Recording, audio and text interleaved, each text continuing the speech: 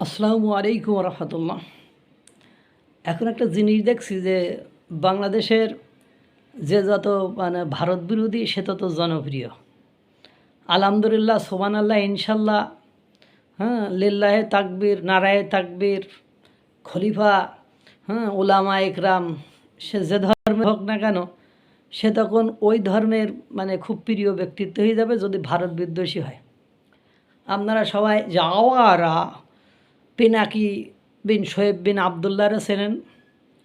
তিনি হুমকি দিচ্ছেন, তোর হুমকিতে যে আর কলা ছেড়ে না বা কলার কোনো কিছু যায় আসে না, আর তুই যে কত বড় বেয়াদব এটা বাংলাদেশের মানুষও পুরো পৃথিবীর মানুষ জানে। তা পিনাকি আবার হুমকি দিচ্ছে। ওর হুমকির একটু কী হুমকি দিচ্ছে একটু শোনেন। আমরা এবার নিপীড়িত হইয়া নির্যাতিত হইয়া গালি খেয়ে বেঁচে থাকবো না। তুই নিপীড়িত নির্যাতিত আর গালি কবে খালি? তুই তো বরং দেশের ভোগাড়া মেরে তারপর গেলি, 289 জন শিশুর জীবন কেড়ে নিলি, তুই এক মেয়েরে গর্ভবতী করে গেলি, তুই শাহবাগ আন্দোলনের সময় ওই আন্দোলনের পক্ষে ছিলি, রাজাকার জামাতের ফাঁসি চাইছিলি। তুই কোন জায়গায় হোগামারা খালি আমি এটাই বুঝলাম না। তুই তো দেশের হোগামারি গেছিলি, তোর মুখে এইসব কথা মানায়? কথা হলো চোরে ভূতের মুখে রাম নাম। তোর অবস্থা হয়েছে তাই। বরং জুতা পেয়ে উঠবো তাদের বুকে যারা আমাদের ভোট, কণ্ঠস্বাদ, জীবন সব বিক্রি করে দিয়েছে দিল্লির বাজারে। হায়রে, তুই নাকি আবার বাংলাদেশপন্থী, বাংলাদেশে ভালোবাসিস। তো এখন যেগুলো হচ্ছে সেগুলো নিয়ে তুই একদিনও কথা বলিস নি কেন? এগুলো তো এই যে ভোট, কণ্ঠস্বাদ, জীবন সব বিক্রি করে দিছে দিল্লির বাজারে। এখন বরং এগুলো আগে হয়েছে কি না সেটার কোনো প্রুফ নেই, কিন্তু এখন যে এগুলো বিক্রি হচ্ছে সেটা তুই তো একদিনও কথা বললি নি। গম কিনলো এত টাকা দিয়ে, কথা বলেছিস? বোয়িং বিমান কিনবে, কথা বলেছিস? যাওরার ঘরে যাওরা তোর কি তা কয়াম তোরে কেউ কিছু কয় না, কয় না ভয় পায় তোরে সবাই, যে তো কখনকার ল্যাংটা করে দিস। কিন্তু আমি তোরে ভয় পাই না, বুঝলি? এবার বলছে এইবার আর কোনো নাটক না, এবার আমরা স্ক্রিপ্টের কাগজেই আগুন লাগাবাহ।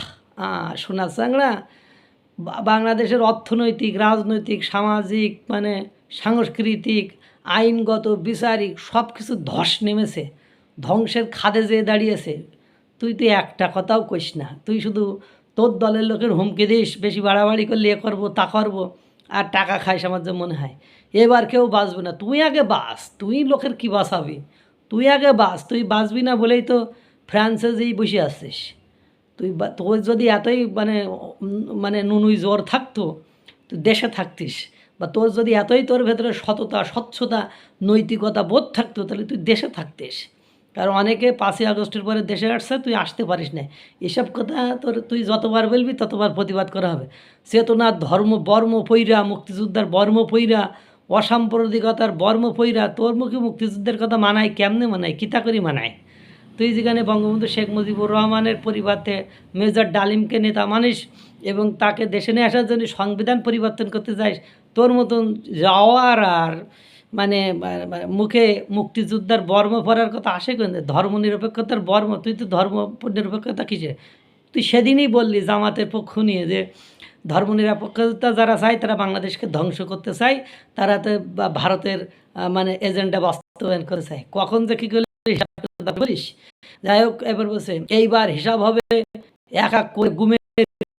এই যে 5ই আগস্ট থেকে এই 1 বছরের মধ্যে যা কিছু গুম খুন, বিনা বিচারে আটক, লুটপাট, ধর্ষণ, রাহাজানি, ছিনতাই, সাদাবাজি, এগুলোর কি হবে?